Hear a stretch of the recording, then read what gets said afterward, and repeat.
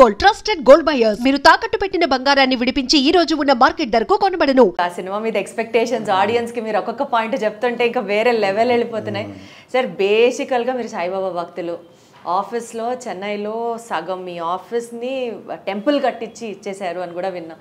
ఈ సినిమా రిలీజ్కి సంబంధించి బాబాని ఏమైనా ప్రత్యేకంగా అనుకున్నారు సార్? ప్రే చేస్తున్నారా? నేనేంటంటే మన క్యారెక్టర్ అంటే నేను డివోషనల్ పర్సన్.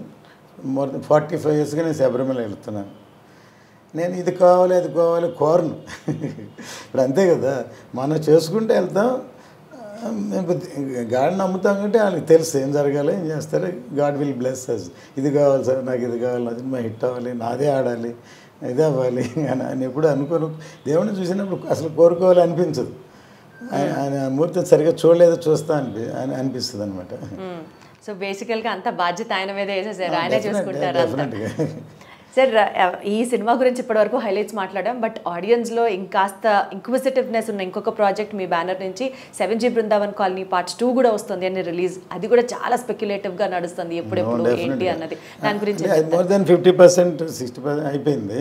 ఇప్పుడు ఇది ఫినిష్ అవ్వగానే, రిలీజ్ అవ్వగానే దాన్ని స్టార్ట్ చేస్తాం. బై అక్టోబర్, నవంబర్, డిసెంబర్ లోపు ఇయర్ ఎండింగ్లో రిలీజ్ చేస్తాం. డెఫినెట్గా ఆ సినిమా 7G పార్ట్ 1 ఎలా ఉండిందో బృందావన్ కాలనీ దానికి తగ్గకుండా డెఫినెట్గా పెద్ద హిట్ అవుతుంది అనుకుంటున్నాం. లేదా కల్ట్ మూవీ. ఇప్పటికీ నేను చేసిన సినిమాల్లో చాలా సినిమాలు ఈ మధ్యన ట్రావెల్ చేస్తుంటే one of the Brindavan colony, భారతీయుడు మెసేజ్ ఓరియంటెడ్ ఫిలిం. తర్వాత నేను డైరెక్ట్ చేసిన పెద్దరికం. చాలామంది అప్పట్లో ఉన్న జనరేషన్ వాళ్ళు మెచ్యూర్డ్ పీపుల్ సార్, ఒక ఫ్యామిలీ ఏం చెప్పారు సార్, ఏం చేయలేదు సార్, ముసలాయన యాక్ట్ చేశాడు సార్ అని భానుమతి గారు చేశారు అని అడుగుతుంటారు. సో అట్లాంటి తర్వాత ఎంటర్టైన్మెంట్ అయినా ఖుషి, భారతీయుడు, కొన్ని ల్యాండ్ మార్క్స్. ఒకటేంటి అన్ని హిట్లే, కానీ బృందావన్ కాలనీలో సాంగ్స్ కూడా hit. Songs and dialogues, songs అన్నీ నేనే రాశాను. సాంగ్స్ అండ్ అదే సార్, ఇందాక మీరు అన్నారు జ్యోతి గారు మంచి రైటర్ అని. ఎక్కడి నుంచి వచ్చిందంటే ఆబ్వియస్లీ అది మీ దగ్గర నుంచే వచ్చి ఉంటుంది. మీలో ఉన్న ఆ లిరిసిస్ట్ స్కిల్స్ అన్నీ కూడా.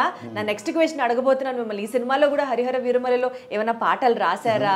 ఇంతవరకు రాయలేదు. ఇంకా లాస్ట్ ఏదో మిక్స్ అయ్యేందుకు బ్యాక్గ్రౌండ్లో ఉంది. మేబీ రాస్తానని తెలియదు, కానీ ఇంతవరకు అంటే రాస్తారనమాట. తెలియదు ఇదన్నమాట. Wonderful sir, super. Looking forward ఈ సినిమా రిలీజ్ కోసం. పవన్ కళ్యాణ్ గారి ఫ్యాన్స్ అందరూ, వీరాభిమానులందరూ ఆయనని ఎలా చూపించారా ఈ సినిమాలో, ఏముండబోతుందా అన్న ఒక ఎంతూసియాజంతో, ఒక ఎక్సైట్మెంట్తో వీఆర్ ఆల్ లుకింగ్ ఫార్వర్డ్. ఈ సినిమా సూపర్ సక్సెస్ అవ్వాలని మనస్ఫూర్తిగా కోరుకుంటున్నాం సార్. బిజినెస్ ఇప్పటివరకు ఎట్లా జరిగింది సార్? బిజినెస్ ఇక్కడి నుంచే స్టార్ట్ చేస్తాం. ఇప్పటి నుంచే స్టార్ట్ చేయాలనుకుంటున్నారా? ఎందుకంటే డెఫినెట్గా ఇది అభిమానులకి ఒక పండగలా ఉంటుంది అనుకుంటున్నాను నేను. రిలీజ్ రోజు థియేటర్స్ దగ్గర పండగ వాతావరణం డెఫినెట్గా ఉంటుంది. అట్లా ఏదైనా కొంచెం లీక్ చేయండి సార్ పవన్ కళ్యాణ్ గారిని, హైలైట్స్ ఆయన్ని చూపించిన విధానంలో ఫ్యాన్స్కి కొంచెం. పిక్చర్ స్టార్ట్ అయిన దగ్గర నుంచి ఒక 2-3 సీక్వెన్స్ వాళ్ళకి 2-3 చోట్ల డెఫినెట్ క్లాప్స్ కొడతారు. ఆయన ఇంట్రడక్షన్ కానీ, ఒక చైల్డ్ ఎపిసోడ్ కానీ అన్నిటికీ క్లాప్స్ కొడతారు. తర్వాత ఈవెన్ ప్రీ క్లైమాక్స్ కానీ అవన్నీ అన్నిటికీ డెఫినెట్గా వాళ్ళకి ఒక ఆనందాన్ని కలిగించే లెవెల్లో సినిమా ఉంటుంది.